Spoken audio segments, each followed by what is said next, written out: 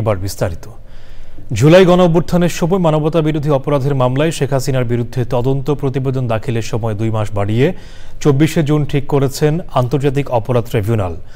মানবতা বিরোধী অপরাধের আরেক মামলায় আওয়ামী লীগ সরকারের 17 মন্ত্রী, প্রতিমন্ত্রী ও উপদেষ্টাকে ট্রাইব্যুনালে হাজির করা হয়।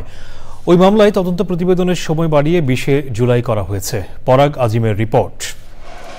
জুলাই গণঅভ্যুত্থানের সময় মানবতাবিরোধী অপরাধের মামলায় আওয়ামী লীগ সরকারের 17 মন্ত্রী, প্রতিমন্ত্রী ও উপদেষ্টাকে ট্রাইব্যুনালে হাজির করা হয়।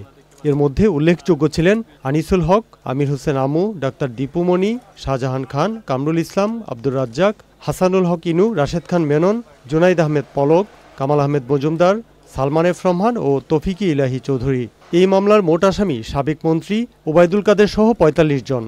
আরেক মামলায় ট্রাইব্যুনালে আনা হয় সাবেক আইজিপি চৌধুরী আব্দুল্লাহ মামুন ও সাবেক সেনা কর্মকর্তা জিয়াউল হাসানকে। তাদের উপস্থিতিতে মামলার শুনানিতে প্রসিকিউশন থেকে তদন্তের জন্য আরও সময়ের আবেদন করা হয়।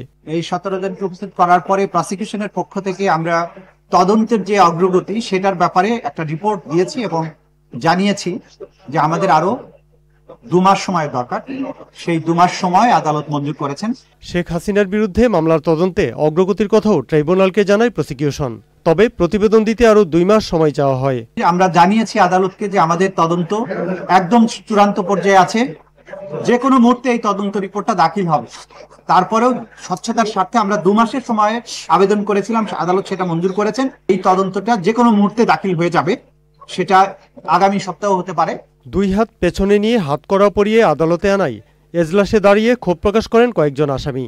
এ বিষয়ে পুলিশ ও আসামি উভয় পক্ষকে বাড়াবাড়ি না করার নির্দেশ দেন ট্রাইব্যুনাল। হ্যান্ডকাপের বিরুদ্ধে কিন্তু আদালতও অভিমতটা মোটামুটি দিচ্ছে, বাড়াবাড়ি যাতে না করে। ডান্ডাবাড়ি হ্যান্ডকাপের উপরে আমি সুপার নেক্সট এসে আমি নিয়ে আসবো।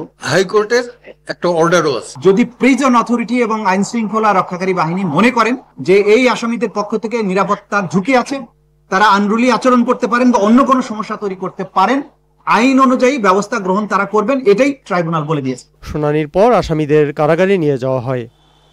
পরাগ আজিম, চ্যানেল আই, ঢাকা।